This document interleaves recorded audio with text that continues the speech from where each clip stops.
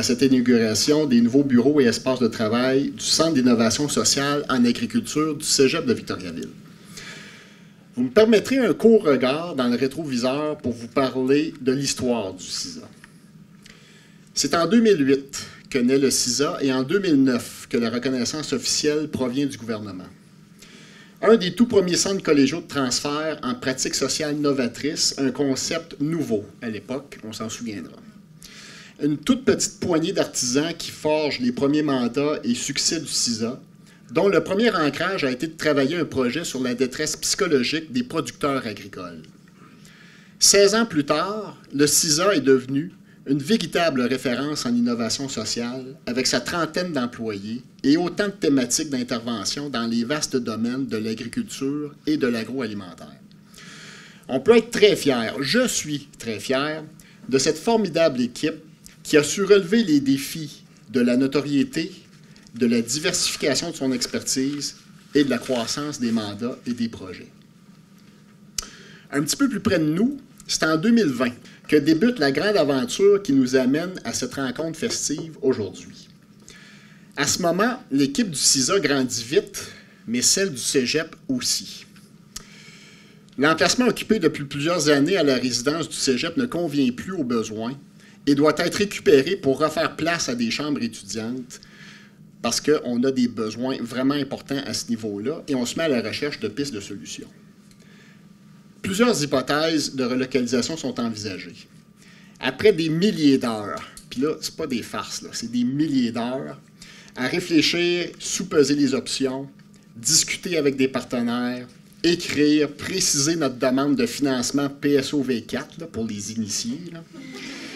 Donner des informations complémentaires, préciser celles déjà données en plusieurs allers-retours, plusieurs allers-retours, convaincre du bien fondé du projet qui répond bien aux besoins du milieu et surtout attacher toutes les ficelles relatives à l'achat et au projet de rénovation, nous y voici aujourd'hui, 3 avril 2025. Un immense projet en 3 volets.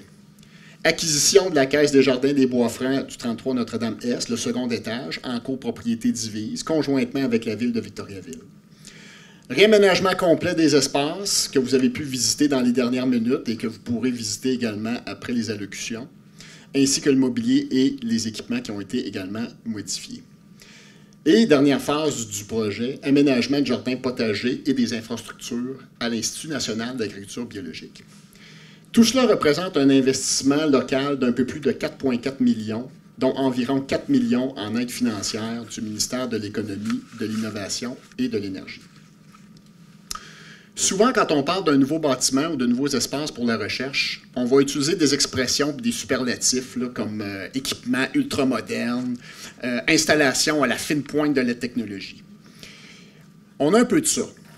Mais le plus important en ce qui nous concerne ici, c'est de s'être assuré de mettre l'humain au centre de la réponse aux besoins et de garantir un environnement qui est propice à la collision, dans le bon sens du terme, entre les personnes, les idées, la réflexion et la co-création qui sont au cœur de la mission du CISA. Pour le Cégep, l'implantation à mi-chemin entre son pavillon central un peu plus loin sur la rue Notre-Dame et l'INAB et le CETAB en sortie de ville sur la rue Bernier, c'est une belle façon de faire un trait d'union entre la dimension agricole et la dimension humaine du Cégep, où nous sommes très contents de nous implanter en plein cœur de Victoriaville et de contribuer à la vitalité et au dynamisme de son centre-ville, un peu à l'instar de la SAQ, par exemple. Le projet contribue à positionner le Cégep de Victoriaville comme un pôle de recherche hautement complémentaire et distinctif avec ses 3 CCTT, ces nouveaux espaces qui se veulent conviviaux, inspirants et accueillants. Je vais terminer avec plusieurs remerciements. Remerciements d'abord au ministère de l'Économie, de l'Innovation et de l'Énergie qui a cru en la pertinence de ce projet et qui a osé soutenir un projet d'infrastructure en pratique sociale novatrice. C'était une première dans les annales du réseau des CCTT au Québec et on peut en être très fiers. Remerciements sincères à la Ville de Victoriaville et à la Caisse des Jardins des Bois-Francs pour la vente, l'achat en copropriété de ce bel édifice au centre-ville. Encore une fois, c'est une belle preuve des liens très forts qui unissent les grandes institutions locales et régionales et le Cégep se sent extrêmement privilégié, je pèse mes mots, de travailler avec ces 2 partenaires exceptionnels. Monsieur le maire, 2 promesses à la ville. D'abord, malgré les apparences, on ne se portera pas acquéreur de l'ensemble du parc immobilier de la ville, là, parce que ça donne un peu ces impressions-là par les années qui courent. Là. Mais on va vous laisser tranquille à ce sujet-là. Vous pouvez dormir sur vos 2 oreilles. Et l'autre élément, c'est qu'on devrait aussi laisser tranquille pour un bon moment l'équipe des loisirs, culture et développement des communautés, qui a été très patiente et accommodante pendant toute la durée des travaux et pendant qu'on leur jouait du marteau au-dessus de la tête. Remerciements également aux équipes de recherche et des ressources matérielles du Cégep, la firme d'architecture Lemay Côté, la firme d'ingénierie Pluritech et l'entrepreneur SG Construction, qui ont su faire cheminer ce dossier tout au long de ce long marathon de 4 ans, bien répondre aux besoins et concrétiser ce magnifique projet de nouvel environnement de travail pour le personnel du CISA. Mes derniers remerciements, et non les moindres, vont justement à l'équipe du CISA, qui, elle aussi, a été très patiente, a déménagé à quelques reprises, a fait beaucoup de télétravail et a su continuer à se développer et à rayonner malgré son quasi-statut de sans domicile fixe pendant à peu près 2 ans. Donc, une belle main d'applaudissements pour toute l'équipe et tous les partenaires. Bravo! Ça sera bientôt le temps de célébrer. Tous les secteurs vivent des défis. Le milieu agricole et agroalimentaire ne fait pas exception. Que ce soit face à la valeur des prix des terres agricoles qui est constamment en croissance, que ce soit les défis de main-d'œuvre que vivent nos entreprises agricoles, agroalimentaires, que ce soit l'impact des changements climatiques et la résilience et l'adaptation que doivent avoir notre industrie, nos producteurs. Le secteur est constamment en changement. Que ce soit en contexte éloigné, en contexte autochtone, hein, on a besoin encore de travailler sur la sécurité alimentaire, accroître l'autonomie des communautés hein, pour faciliter l'accès à des aliments sains à bas prix. Des fois même, c'est juste augmenter, accroître la littératie alimentaire, hein, c'est-à-dire comprendre que les aliments, ils viennent d'un potager, d'une entreprise, qu'elle a dû être transformée, comment qu'on cuisine, comment qu'on conserve nos produits. Ce qui nous semble élémentaire l'est de moins en moins dans une société où est-ce que tout est consommé rapidement, préparé, qu'on déballe, qu'on envoie tout simplement au micro-ondes. Hein, c'est des choses très simples maintenant qui font presque partie d'un autre temps.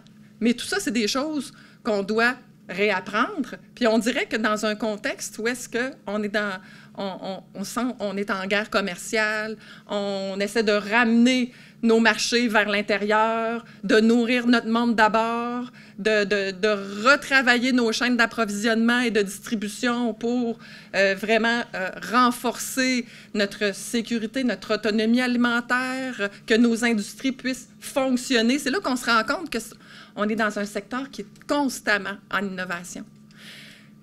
C'est quoi la place de l'innovation sociale là-dedans? Bien, c'est justement de mettre les gens au cœur de l'innovation.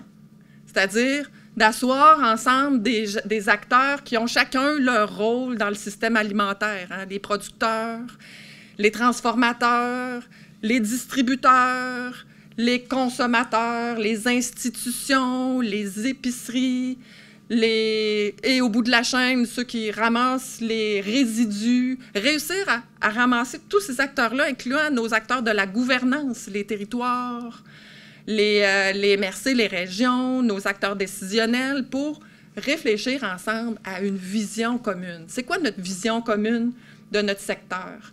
Comment on est capable d'y contribuer, chacun avec notre expertise, chacun avec nos forces, chacun dans notre posture, mais dans une posture d'ouverture, dans une posture de transparence, dans une posture d'équité, où est-ce qu'on n'est pas là pour enlever à l'autre, pour nous prendre à nous, mais plutôt partager pour aller plus loin. Notre force, elle est, puis elle sera dans nos liens, dans notre capacité qu'on a à construire des relations entre nous pour innover, pour se positionner devant cet avenir changeant auquel nous devrons réagir. Fait que c'est vraiment une opportunité pour notre société de travailler autrement, d'innover en se basant sur la force des gens et la capacité à travailler ensemble. Et ce lieu-là, ici, qu'on inaugure aujourd'hui, bien, c'est sa vocation.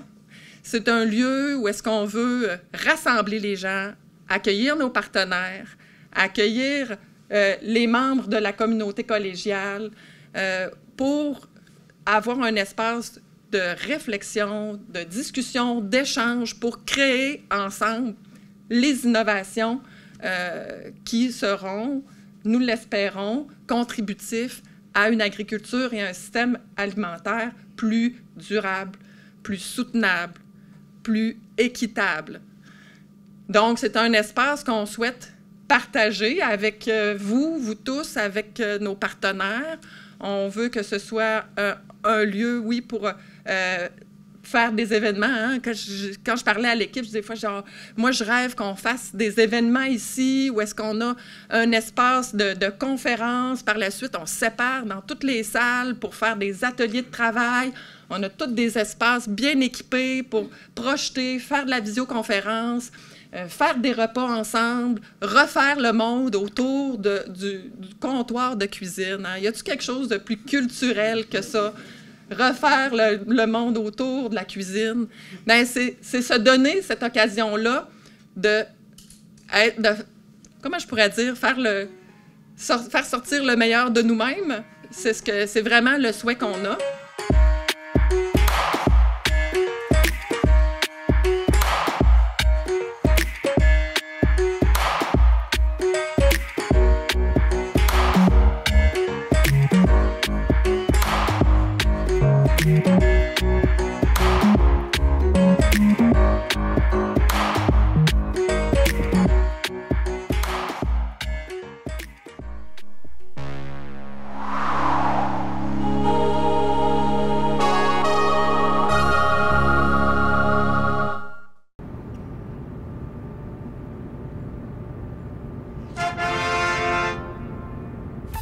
Mardi soir, 19h. Plus de 1500 $ à gagner. Télébingo, rien d'autre.